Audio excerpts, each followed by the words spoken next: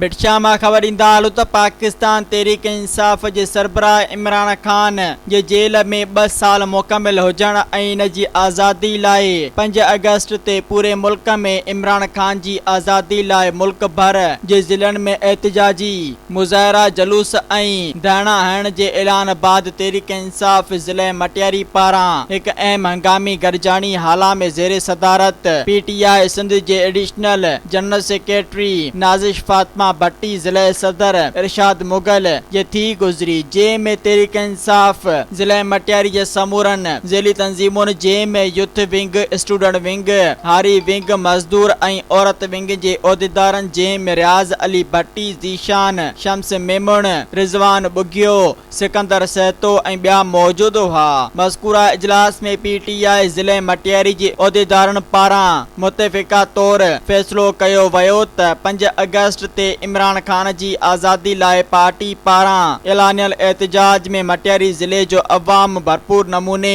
पंहिंजो एहतिजाज रिकॉर्ड कराईंदो। PTI ज़िले मटियारी जे उहिदेदारनि पारां 5 अगस्त ते सईदाबाद टूल प्लाज़ा ते इमरान खान जी आज़ादी लाइ भरपूर एहतिजाजी धरणो हयो वेंदो।